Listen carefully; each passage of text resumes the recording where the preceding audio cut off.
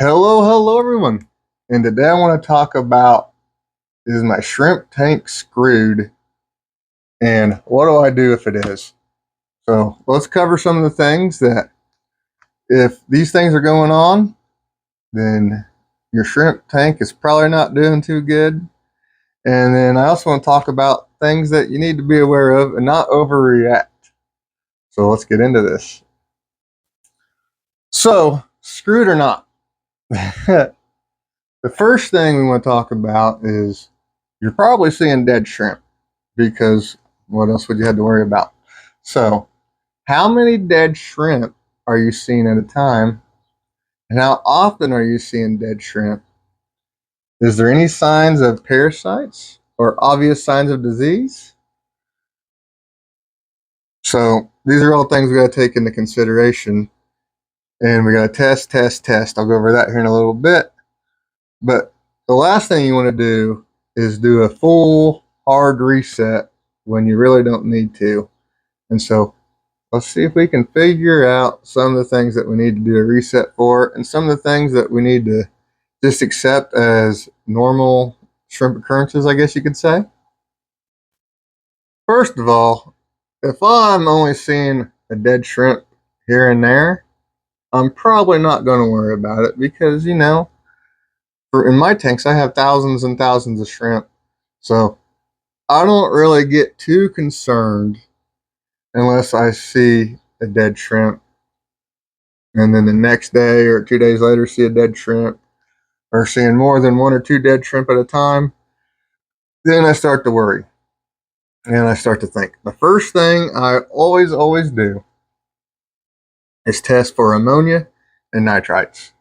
Now, these are all things that have to do with the ammonia cycle, and honestly, 9 times out of 10, that's where that's what my problem is that I run into. It'll be a tank I just reset.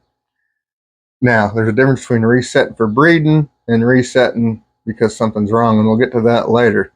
But when you reset for either way, you might have a possibility of a little bit of a cycle crash. And the easiest remedy for that, if you have any ammonia, is to add safe.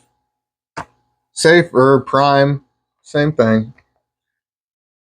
And that is usually my go-to method when I'm going through all these tanks. The first thing you're going to do, and you're probably gonna be the problem. It is in my tanks. Is ammonia nitrite issues, cycle issues, and most of us know what to do with that. You just have to, if you add safe or prime, it'll turn the ammonia into ammonium, which is not as toxic, and you can limp your cycle through. Usually, because I'm not just throwing shrimp in non-cycle tanks, I'm doing something to help the cycle along. And the safe treatment will allow the cycle to catch up to whatever it lagged behind on. And I do see that sometimes in my tanks. If I see a dead shrimp in a tank I just reset, sometimes I won't even test it. I'll just put safe in because I probably know that's what's going on. Now, one thing I don't have a ton of experience with, because I've always got homebred shrimp whenever possible, and I haven't really had too many dead shrimp or issues with it. But first, see if you have any signs of obvious parasites or disease. Now, I'm not going to go into all the details of that because Google has all kinds of information on that, and there's lots of videos out there. I could make a whole series of videos just on shrimp diseases and parasites, but we're not going to get into that now. But if you have something that's obvious that you see, you probably need to do something about it. And there's all kinds of ways to. Most of the time with parasites, something like thin-bendazole or no planaria, stuff like that will work. But we need to find a cure, because even if you reset the tank and the shrimp are carrying the parasites, they're just going to bring it on to the new reset tank.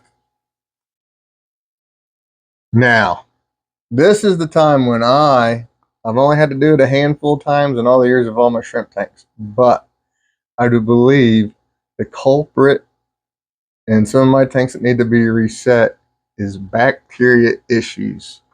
And so that means, like, if you see really slow lethargic shrimp, the shrimp you see die are failed molts, or if you see a molt, they lay there on their side, they really struggle to molt, they're not very active, they don't come running for food, then you regularly see dead ones. Like, out of 7 days a week, you might see dead shrimp 3 or 4 days.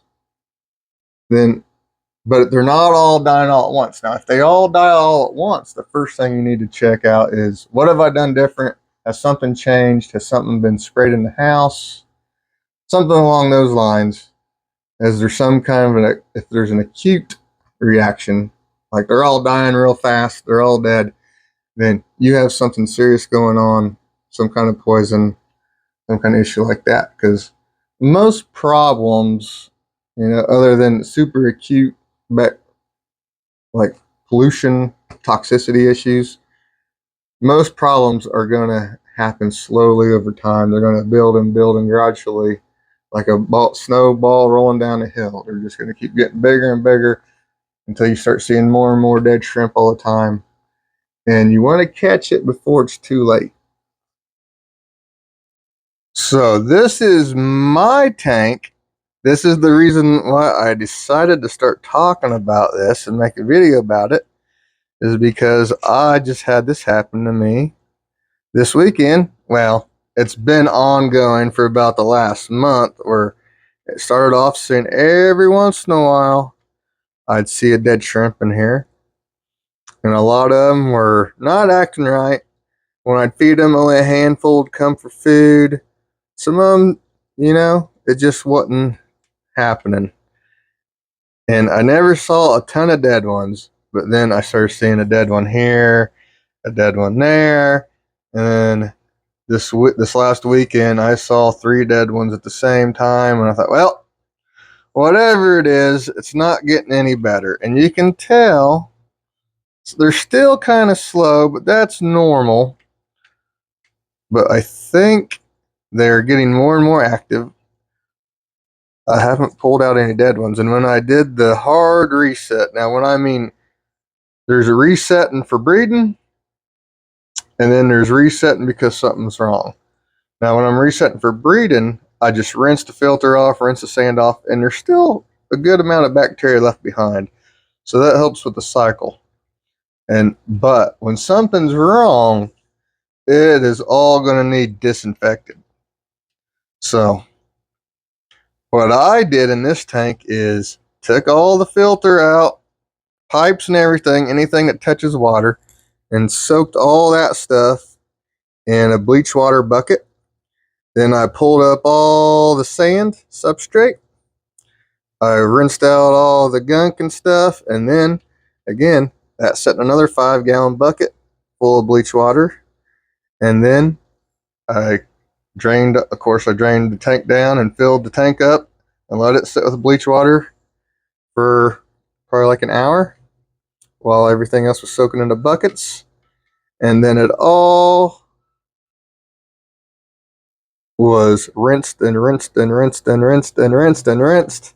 And then overdosed with safe, because safe neutralizes chlorine, and that's what's in bleach.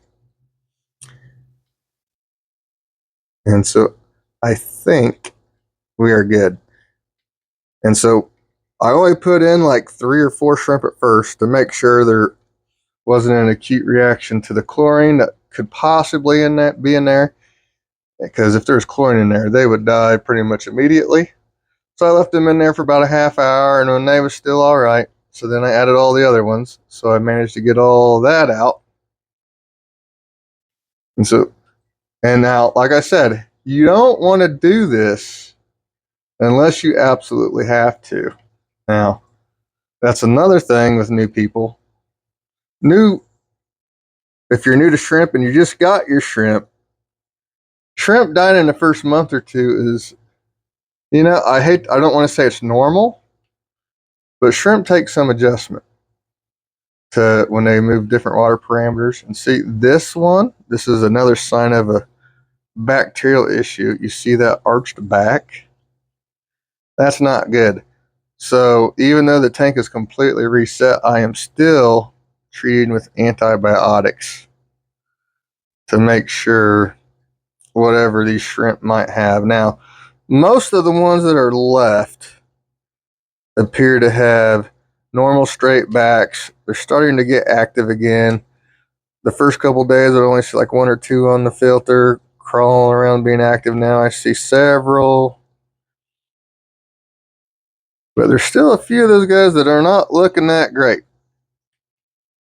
And that I am thinking, well, I'm 99% sure all this was a bacterial issue. So I'm hoping this will remedy all that. So my main point of making this video was sometimes I know some people are like, oh, that's hard, that's a lot of work. But if we have something really wrong with our shrimp tanks, the best way to make it go away is to take everything out and restart it completely. Now, if you go that route, that you need to make sure you have another established tank that's healthy, and you can get good cycled media or good cycled something from that tank to help speed along the process. Because if you don't have another healthy tank and you're just starting to cycle from scratch with no cycle inputs, you could be looking at like months of having to go through a cycle process again. And even talking with super high end Caridina breeders, the really fancy, like $300 shrimp, those kind of guys. I'm just a lowly Neo guy. But even those guys will tell you, even if they're not dying, sometimes with Caridina, the nitrifying bacteria that colonize the tank can make all the difference in if your babies live or if they don't live. And a lot of them will just say, if your babies aren't living, go ahead and restart it, pull out the substrate, everything. That's pretty expensive in Caridina tanks when you start talking about shrimp soil. But even they will say, if your babies aren't living in a Caridina tank, rip it all apart and start over. You know. Now, luckily, I don't have those kind of problems. Maybe some people do. I don't know if that would pertain to Neo-Caridina tanks. However, if you do go that route, you need to make sure it's the last resort. Because what do all shrimp like more than anything? They like stability, and ripping apart their entire tank and saying the hell with all of it and restarting it, that is the opposite of stable. And there's going to, even with a proper, even if you have cycled media and you get it all going, there's definitely going to be at least a month of tuck and go. I mean, you got to, it's going to take a month, even with cycled media, for your tank to become fully cycled. And not having a fully cycled shrimp tank is not the best thing to do. So only do that if you have new shrimp and you got some dying. Don't say, "Oh my God, we just got to blow it up," because you need to make sure first of all the shrimp you got are healthy, and even healthy shrimp, some will die. So once you get, mainly a lot of what this pertains to is if you've already had a healthy established tank going and all your numbers are testing fine, you don't have any ammonia, you don't have any nitrites, your TDS is looking good, you don't have any spikes in GH or KH, you don't have mystery TDS creeping in, making your numbers get out of whack. And if all those things are checking out good, you probably have something that, I mean, sometimes we just don't know. And sometimes when we don't know, the best way to get rid of it is to just say, screw it all and blow it up and start over. So, hope that helps someone. But like I said, don't overreact. Because if you don't need to do it and you do it, you just made your problem way worse. Now, if you got to do it, then you got to do it. But unless you got to do it, try not to do it. That's my advice. Thank you guys for watching. Bye.